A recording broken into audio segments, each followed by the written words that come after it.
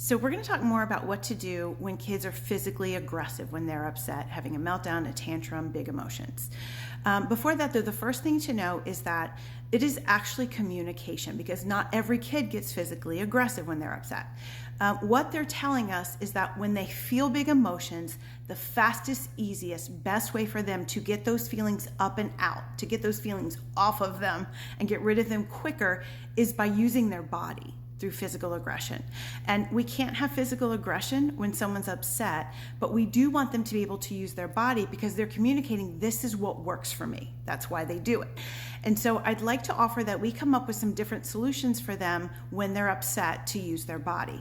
So it may be, and you guys as parents can decide what you want it to be, what's appropriate, but it could be like you set up some sort of like a punching bag somewhere, so that when they're at a 4, 5, 6, or 7 and being upset, you can say, come on, let's go hit the bag. Let's get this aggression out now.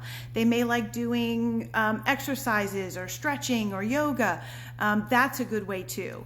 I always tell all my kids in the office that come to see me that, particularly when we're in the office, that when they start having big feelings, angry, frustration, stress, anxiety, whatever it is, that we go over to my couch and we hit the couch cushions.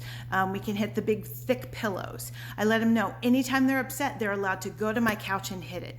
And a lot of times we avoid the tantrum and the meltdown. We go from a 4, 5, 6, or 7 down to the calm, relaxed 1, 2, or 3 just by punching that, just by hitting it. So I want them to be able to be physical with their bodies, because it's how they process emotions and start to feel better. It just has to be in an appropriate way. So in my office, it's the couch cushion, it's the big pillows. These big pillows here, like, are really thick and firm. And I have some in my office too. And so that's what we do. I go hit it with them. When I notice them start to get upset, when we move from a 1, 2, or 3 up to the 4, 5, 6, 7 range, that's where I go, hey, I can see you're feeling upset. Come on, let's go hit the pillows. Let's go hit the couch. And so we do that together until they're back down to a 1, 2, or 3. So it's communication. They're saying the fastest, easiest way for me to feel better is to use my body. It could be positive things. Like I said, yoga, stretching, you can go for a walk together, but using their body is how they best do it. So let's say your kids are starting to have a meltdown. A lot of times the physical aggression will start in the 4, 5, 6, or 7 range. In previous videos, we've talked about this, how 1, 2, or 3 is when they're calm and relaxed, everything's fine. This is the danger zone, cranky, irritable. That's a lot of times where defiance starts, and we're sometimes physical.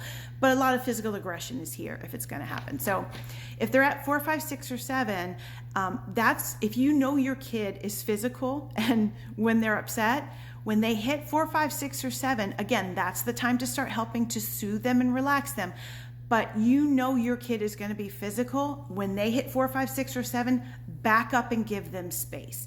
If they are chronic physical aggressive when they're upset, have some pillows in some different rooms of your house, wherever you are, so that when they hit, like, let's say probably closer to a 6 or 7, when they hit that, go grab your pillow, back up, and give them space, because you know your kid's the kind of kid who's going to act out physically when they're upset. So let's prepare for that. Let's help set them up for success in not hitting you by giving them the physical space. And if you know it's going to be coming, go ahead and grab your pillow. When a pillow is that hard and thick and wide, it's very hard for them to hurt you when they're punching or kicking. And trust me, I've had kids punching and kicking at me in session, because I ask for kids who have the biggest behaviors. I love working with kids who are really struggling. So don't wait till you hit an 8, 9, or 10 to get your pillow and to give them physical space. Start it early. In the 4, 5, 6, or 7, again, that's also where we're going to start to attempt to soothe them. So just be ready with giving them space and having the pillow. If you make the attempts to soothe them and it doesn't work and they hit the 8, 9, or 10, again, just keep your pillow, keep yourself at a safe distance, and let them process their feelings. So and also, after the peak of the tantrum, right, they've been tantruming and then they start calming down, keep your pillow and keep your distance until they're all the way back down to a 1, 2, or 3. Sometimes they get to 4, 5, 6, or 7 after the bottom end part of the tantrum, and we think, oh, they're fine, they're not going to hit me now. They do. Sometimes, right, you'll go to hug them and they hit you or they headbutt you, right? And you're like, I thought they were okay. So don't release the pillow and don't give them Don't stop giving them space until they're back down to a 1, 2, or 3. So the hugs would happen like closer to the 4 and 3.